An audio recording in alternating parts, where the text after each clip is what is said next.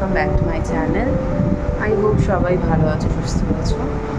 আর আজকে হলো শুক্রবার, ঘড়িতে বাজে এখন 9:30 না, সরি 9:45।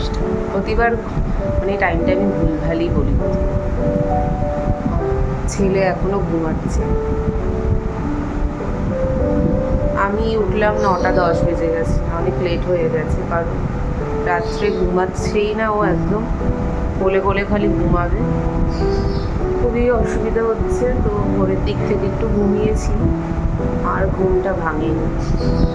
এখন একটু চা নিয়ে বসলাম আর ভাত বসিয়ে দিয়েছি ওদিকে। শাক ভাজা করব, লাল শাক ভাজাটা হয়ে গেছে, আর কাটাপোনা মাছের ঝোল, লোটে মাছের ঝোল, এগুলো সব রান্না করব। আর বাড়িতে মা নিয়ে এসেছে, মানে মাসি হয়, ওনাকে মানি বলি। চলো সারাদিন কী কী করি তোমরা দেখতে থাকো। ঘুম থেকে উঠতে তো বেলা হয়ে গেছে, তাই একরাশ তাড়াহুড়ো নিয়ে চলে এসেছি তাড়াতাড়ি রান্না করতে। অনেকটা শাক ছিল, 2 আঁটি মতো শাক ছিল। সব শাকগুলো ভালো করে কেটে নিলাম, কেটে নিয়ে রান্নায় বসে গেছি। মানে শাকগুলো বেছে রেখেছিল মামনি, বেছে ধুয়ে ভেজানো ছিল, আর একটু ভালো করে ধুয়ে নিলাম। আর এইগুলো হচ্ছে কাটাপোনা মাছ, দেখো কাটাপোনা মাছ করব। আর লাল শাকটা একটু রসুন আর শুকনো লঙ্কা ফোড়ন দিয়ে করেছি, মানে তেলের মধ্যে রসুনটা আর শুকনো লঙ্কা ফোড়ন দিয়ে রসুনটা লাল লাল করে একদম ভেজে তারপরে শাকটা দিয়েছি। আর কাটাপোনা মাছটা এখন রান্না করছি।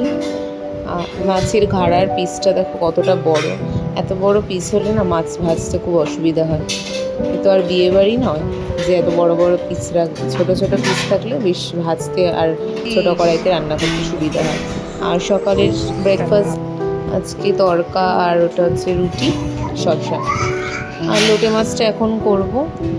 শসা, ওই পেঁয়াজ রসুন সব কুচিয়ে নিই, ভেজে নিই, তারপর মাছগুলো দিয়ে কষিয়ে নেব। জিরে হলুদ লঙ্কা ধনে এই গুঁড়োগুলো তো দিতেই রাখবে। তো ছোটোবেলা থেকেই লোটে মাছ খেতে খুব ভালো লাগতো। মা করতো একটু ডাল, ডালের সাথে টক ডাল, তার সাথে এই লোটে মাছের ঝুড়ো দিয়ে মাখিয়ে খেতে কিন্তু দারুণ লাগতো। আবার অনেকে শুকনো ভাতে মেখে খেতেও পছন্দ করে, কিন্তু আমার মা যে ডাল দিয়ে এই কম্বিনেশনটা দিত ছোটোবেলায়, সেটা যেন অমৃত লাগতো। আর এখন তো কাঁটাগুলো বেছে ফেলে দিই, আমার মা আবার কাঁটাগুলো বেছে ফেলতো না, একসাথেই দিয়ে দিত। নরম কাঁটা, মুখে হালকা পড়লে সেরকম একটা বাজে লাগতো না, তো ওই একসাথেই খেয়ে নিতাম, বেশ ভালো লাগতো। আর আগেই বলেছি আমার মা দারুণ রান্না করে, মায়ের হাতের রান্না একেবারে অমৃত মনে হয় আমার। আর যখন আমি প্রেগনেন্ট ছিলাম না, তখন আমার নিজের হাতে মাছ রান্না করে খেতে ইচ্ছা করতো না, মাছে ভীষণ গন্ধ লাগতো, পেঁয়াজ রসুন দিয়ে একদম খেতে পারতাম না। তখন মা মাছ মাঝে মাঝেই রান্না করে পাঠিয়ে দিত, যেহেতু বাড়ির সামনেই কাছেই, তো ওটা বেশ ভালো লাগতো খেতে। তাও গুড মর্নিং এভরিওয়ান, আজ হলো শনিবার। কাল রাতে ব্লগটা আমি এন্ড করতে পারি, মানে বাপের বাড়ি গেছিলাম ভাইকে দেখতে। তো ওখান থেকে আস্তে আস্তে না অনেকটা রাত হয়ে গেছে, 10:30 বেজে গেছে। তারপর এসে ঘরে টুকটাক কিছু কাজ করছিলাম, তার রাতে আর ব্লগটা এন্ড করতে পারিনি। ছেলে একদম ঘুমায়নি, আজকে ভাবছি ডক্টরকে কল করব। মানে ওর খুব সর্দি লেগে গেলে না ও এরকমই করে, তখন না কোনো ড্রপ, ওর নেজাল ড্রপ কাজ হয় না, কোনো ওষুধ দিলাম কালকে অ্যালোপ্যাথি, কারণ এতটা বাড়াবাড়ি হয়ে গেছে। তো একবার করেই দেওয়ার ইনস্ট্রাকশন রয়েছে, তো একবার ওষুধটা দিয়েছিলাম, দেখি 3 দিন খাওয়াতে হবে, কীরকম থাকে। এখন ঘুমাচ্ছি। লাস্ট 9:30টার সময় উঠে গেছিল, তখন আবার থাবড়ে থুবড়ে ঘুম পাড়ালাম, এখন ঘুমাচ্ছি। রাত্রিবেলা একটুও শোয়ানো যাচ্ছিল। তো স্নান করে নিয়েছি, ঘর মুছে, এখন ওর ব্রেকফাস্টটা বানিয়ে নেব। আর মামনি বললো যে আজকে আমাকে আর রান্না করতে হবে না, রেস্ট নিতে, কারণ কদিন ধরে খুব ধকল যাচ্ছে। তো চলো ব্লগটা আমি এখানেই এন্ড করছি, আবার তোমাদের সাথে দেখা হচ্ছে আগামী ব্লগে।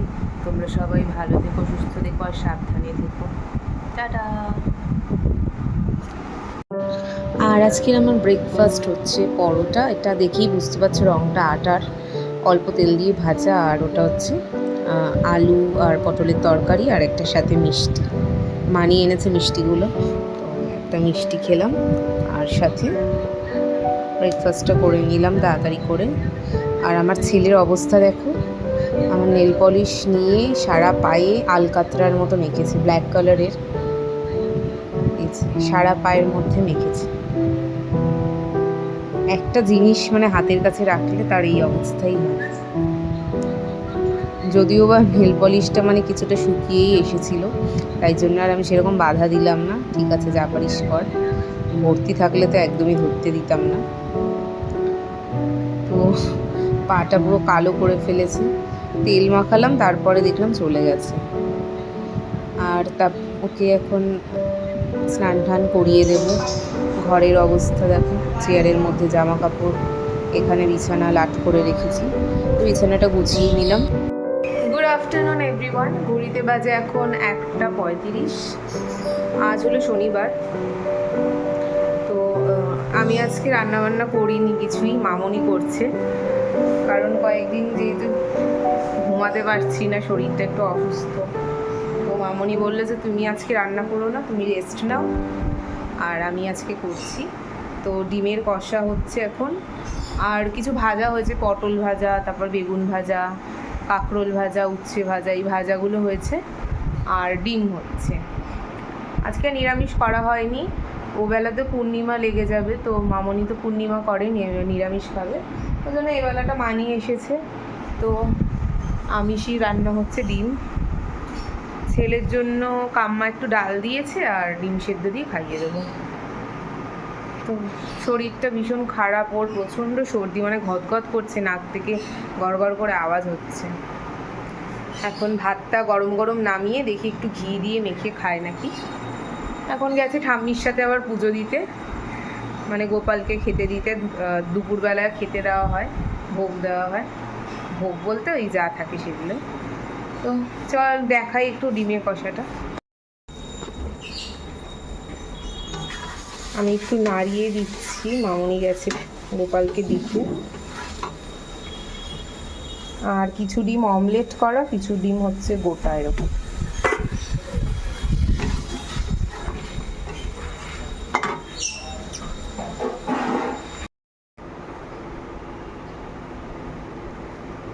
এই সুন্দর অ্যালানকার নাইটিটা দেখছো আমি যেটা পরেছি, খুব সফট কোয়ালিটি আর ভীষণ ভালো ফিট হয়েছে আমার। মানে যেহেতু আমি এভাবে দেখাচ্ছি, ক্যামেরাটা পুরোটা দেখানো যাচ্ছে না, আচ্ছা একবার দেখিয়ে দিই। আর কোয়ালিটি কিন্তু ভীষণ সফট, আর রঙও ওঠে না, আমি একবার ইউজ করেছি। তো এটা আমি নিয়েছি ফ্যাশন হাউস থেকে। তোমরা যদি এরকম নাইটি, ভালো কোয়ালিটির নাইটি বা বিভিন্ন রকমের শাড়ি নিতে চাও, তাহলে একবার পেজটা নিশ্চয়ই ভিজিট করবে। আমি আমার লিঙ্কে ডেসক্রিপশানে দিয়ে দিচ্ছি ভিডিওর নিচে।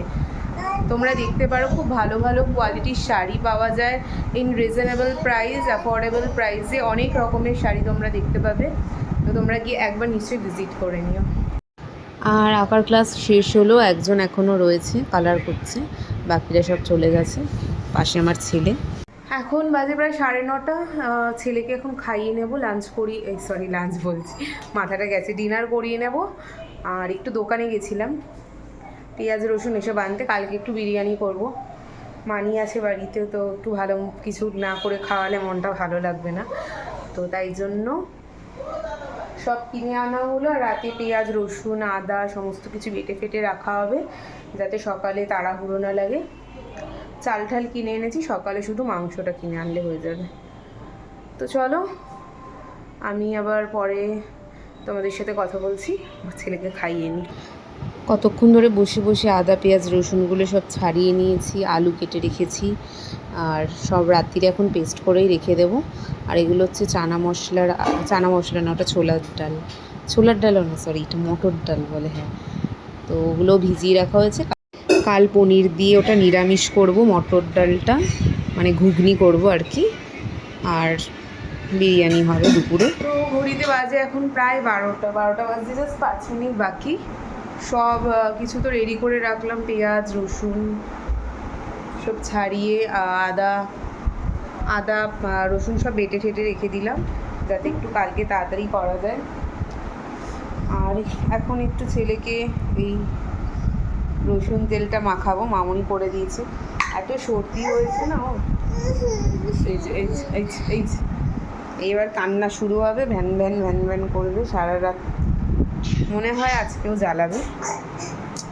ও তো জ্বালায় না, ওর কষ্ট হয় তাই জন্যই ওরকম করে, তো আর বলতে পারে না। তো চলো আর ভিডিওটা বেশি বড় করছি না, তোমাদের সাথে দেখা হচ্ছে কালকে সানডেতে আবার। টাটা।